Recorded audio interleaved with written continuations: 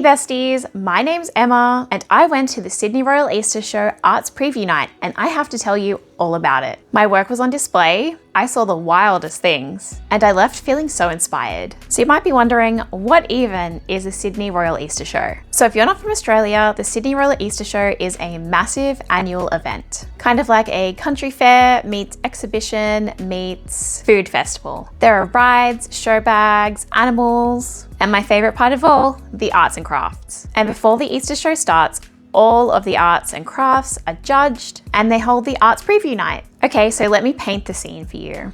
There was live music happening, the wine was flowing, the crowd was absolutely buzzing with excitement, and there was people hurrying to buy the art. So with the wine in hand, I turned the corner and I saw my little mushroom guy. He was front and center in the amigurumi cabinet. And not only that, he'd managed to make some friends. I have to say I nearly cried. I was so excited to see my little mushroom guy hanging out there. And the other thing that I entered this year was a baby jumper. So I went on the hunt to see if I could find it, and it wasn't too far away. I turned another corner, walked a bit further down, and there it was. But unfortunately, they had displayed my jumper backwards. I honestly didn't know what to do at that point. I was a little bit disappointed that it was backwards because I had spent, I'm gonna say, about 7 days trying to pick the perfect buttons. And if you've made something like this before, I'm sure you can kind of relate to this, but when you're thinking about your item overall, you want it to be displayed the best, and like picking the best buttons to finish off the object is kind of a huge deal, or at least it is to me. And to have it be displayed backwards was a bit disappointing. I will say though, I don't blame anyone for it being backwards. I understand that the arts and crafts displays are put together by volunteers, so they may not understand crochet, and I did see some knitting pieces also backwards, so they might not really understand the correct direction to display those works. But you know what? I'm just happy that it was on display and it was out there. I'm not mad about it, just maybe a little bit disappointed for myself. So I didn't place this year, and that's okay. Past me would have been so excited and proud that I had attempted to do a vintage project, which is not something that I would normally have tried to tackle for this type of event. But yeah, I thought, why not? I'm gonna give a vintage pattern a go this year. Also, past me used to dislike doing amigurumi projects, so I think she would be like amazingly surprised that I had entered an amigurumi. I definitely used to like doing a lot of blankets. As you can see, I have this one behind me, and that was kind of more of my thing. But I am happy that I've branched out into different categories of crochet. Okay, moving past myself, let's talk about some of the absolute jaw-dropping stuff that was on display this year. I saw things that absolutely stopped me in my tracks. And one of those was a life-size R2-D2. It was equal parts brilliant and bonkers. And it was so good. And during the night, I think the creator of the R2-D2 was there, because during the arts preview night, I heard a man talking to them about the R2-D2 and how cool it would be if they made a Darth Vader version, because of how different it would be to see Darth Vader in like a cute and cuddly, cozy art medium. Something else that really inspired me this year that I wasn't really anticipating was the tea cozies.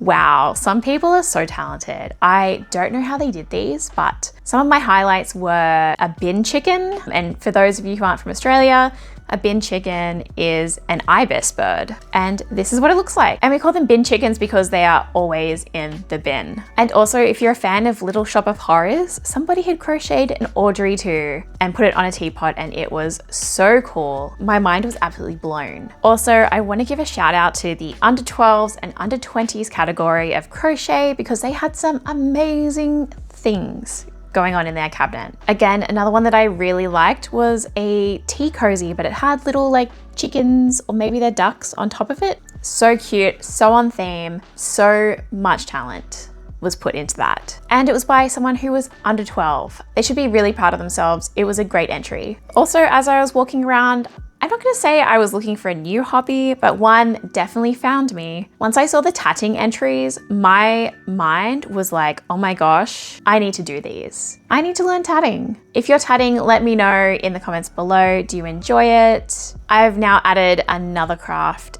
to my list of things I want to try. So you might be wondering, what is the energy of the night like? And let me tell you, there was so many big feelings in the room. You could feel the nerves, the joy, the pride, and of course, a little bit of disappointment from everyone who entered something. There was a lot of people there with their friends having a chat in front of the cabinets where they had won something, which was really great to see. There was also other people sort of going around looking at the arts and the craft sections and sort of criticizing little pieces here or there. I did see one very disappointed man who was almost crying that he didn't win a ribbon. I hope he's doing better. I mean, that's just a part of entering a show. Sometimes you don't win. Just like me, I was a little bit disappointed, but overall I was like super proud to see my work on display. So I do hope that that person had found some joy and some pride in what they did, because the entry was really good. It just happened to be that the ones that won were in the standards of excellence cabinet. So how are you going to compete with that? Like, that is the best of the best entries. There was also a lot of cute conversations, especially around the soft toy categories, where everyone was so amazed with the caliber of stuff that was in the cabinets. And they all wanted to know the little stories about, you know, why did you pick this? And how did you come up with that? And